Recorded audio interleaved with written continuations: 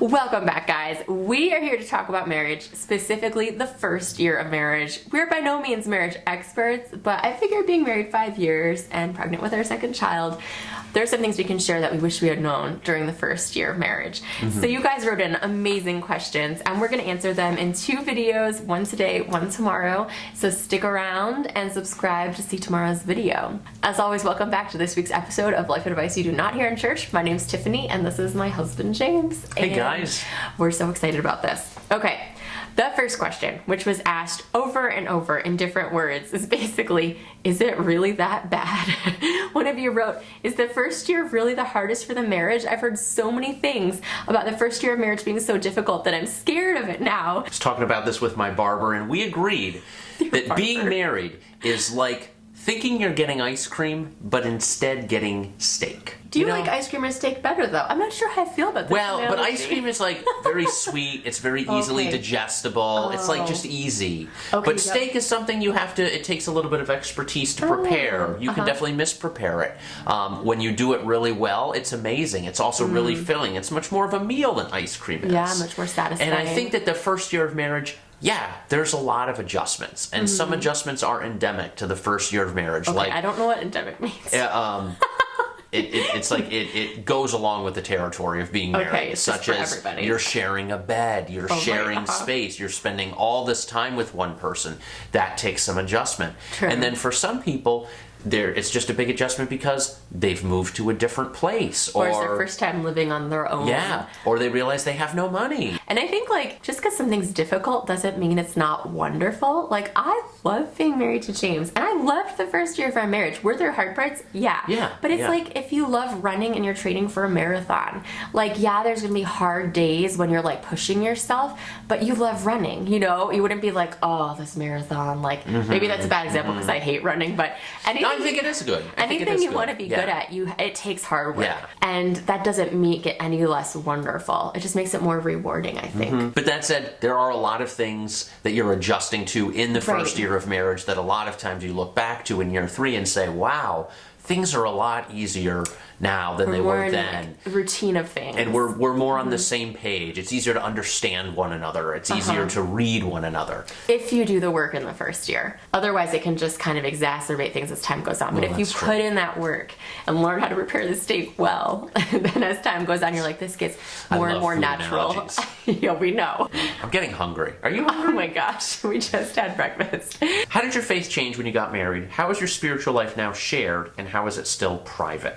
We got a lot of questions about this, like what your spiritual life looks like as a couple and individually. This is going to be different for everybody. Like, all our married friends do this differently.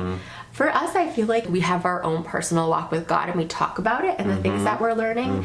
And like the things he's learning really encourage me, and the things I'm learning encourage him. It's not like on a specific schedule. It's not every day. It's just like kind of comes up naturally. And we pray together at night before we go to bed, like as we're in bed. Sometimes I can't hear what he's saying, and I'm like, what? He's like, are you listening to my prayer? And I'm like, that's the point of praying together. Yeah, so I think we still have our separate rhythms and even separate ways that we connect with God and serve others. Like the YouTube channel this is much more of Tiffany's ministry that I help in.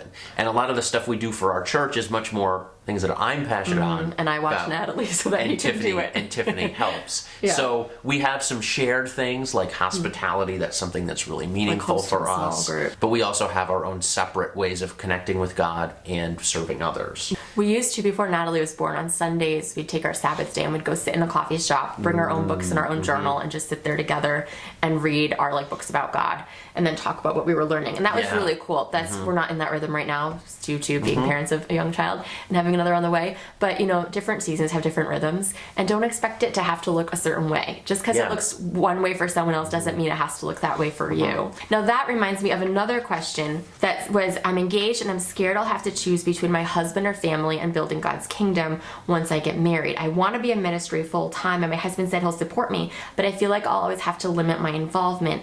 I lead 5 women's cell groups at my church. It's just a matter of prioritizing things so that you have quality time together. If you're spending like every night of the week is out with other people instead of together in your first year of marriage, that just is going to make the transition that much longer and harder from what we've observed in our friends. So I guess for us, like, we both stepped back from a lot of things. Almost everything, yeah. For the first year. I'm not saying that you have to do that. It's going to be different for everybody. But we just wanted that first year to really build that solid foundation, and then we were able to slowly add some things back in. But it does look different because our family is our first commitment and ministry. It really is a ministry. I love being so involved in church and different ministries, and it was difficult for me to dial that back. I felt like I was like losing a part of myself. And but it's an appreciation that there's different seasons of life. You know, when you're single and unattached, you can just be out and giving a lot to people outside your home.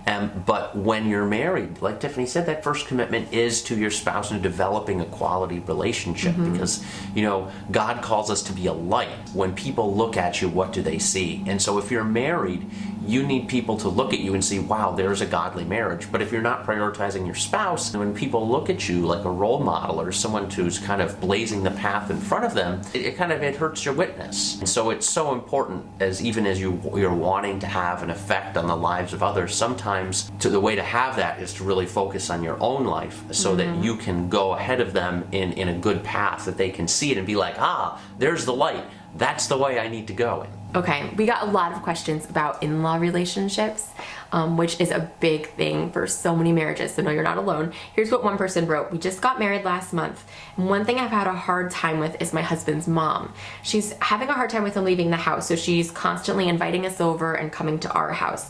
We obviously need some space just for ourselves, so how do we handle this? That's tough. I remember a time in our dating relationship where Tiffany said, you know, do you think we're spending too much time with our families? And I said, I don't think so. I mean, we don't see them that often. She said, we spend 3 nights a week with either your family or my family. And I said, that's not true. And I remember us going through a calendar, and sure enough, in the last 2 weeks, we'd seen one or both of our families like 7 times. And I was like, oh, I see.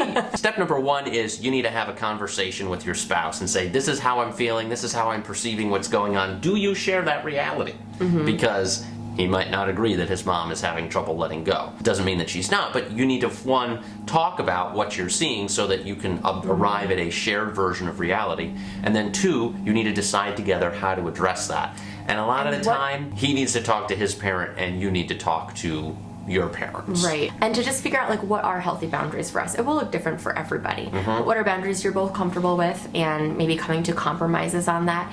But that could even be, we need 24 hours notice before you drop by. Or it could be, we're just going to see our families twice a week instead of 5 nights a week, or whatever it is. How do you keep your marriage from getting boring? There's so many questions about like that, and like, how do you keep the romance alive, and what do you do when you're both there and you have nothing to say? Remember, we went through this phase when we'd talk all the time, but anytime we went out to dinner, we ran out of things to say, and we'd sit there and be like, we like could not think of anything to say. We'd be embarrassed. Like, we've become those couples that we look across the room and judge them. And we've only been married like a year. Yeah. Now it's funny, like, I think the theme of this video for me is like, you just go through different seasons and things look different in different times. So now, because we rarely go out to dinner because we need a babysitter, when we do go out, just the two of us, it's like, this is the most amazing experience of my entire life. Right now, I'm just savoring everything. It's like I've never been out to eat before. But as far as keeping it from getting boring and keeping like the romance alive, it's just in the little things every day. Like the other day, James came home and I had like cleaned the kitchen, and he walked in and he goes, wow, sweetie, the kitchen is so clean, thank you. And like, that's a little thing that helps me feel so loved. Or like just him telling me like randomly during the day, like, you look so cute today, sweetie, or whatever, you know, like those are little things. Tiffany explained this to me once. It was life-changing. Oh yeah. It is that compliments have a shelf life of 1 day. They expire. Because I said, Tiffany, why do I need to tell you you're beautiful? I told you beautiful last week, and I haven't changed my mind, so why would I repeat it? And she said, but that was last week. My face looks different, my hair looks different, I might have the same clothes, but it's just not the same. So, guys, take note. To me, it seems like, well, I'm saying the same thing, but to Tiffany, it's not. That was yesterday. This is today. Yeah. Now here's one. How did you decide on a bedtime, or do you go to bed at different times? We have always gone to bed at roughly the same time. Yeah. Originally that was difficult because Tiffany had wanted to go to bed earlier than I did. So sometimes I'll stay up later and read or watch TV, but we kind of like the rhythm of going to bed at the same time. And I know other couples who don't. Yeah, and we put our TV in our bedroom, which I know some couples don't like to do, but for us it's like if he wants to watch the basketball game and I want to go to sleep, then we're still in bed together, and so like I'll be cuddling him and he'll have it on mute and I'll have a blanket over my face so I can't see any light, and we'll just like lie there, and so then it still feels like we're together. So that's worked for us. I know a lot of people also ask like, how do you sleep in the same bed? You will get used to it, but oh my goodness, we had such a hard time at first. We got a full-size bed because we thought, gosh, we'll just fall asleep in each other's arms every night. Little did we realize you can't sleep while cuddling. Not comfortable at all. Yeah, it's really not as comfortable as I thought. So one of our shared goals was paying off Tiffany's college loans. When we did that, we saved up our extra money so fast and bought a king-size bed. What an adult purchase. It was amazing. Yeah. So we're going to stop there for today and pick it up again tomorrow with some more amazing questions. So we'll see you then. Bye, guys.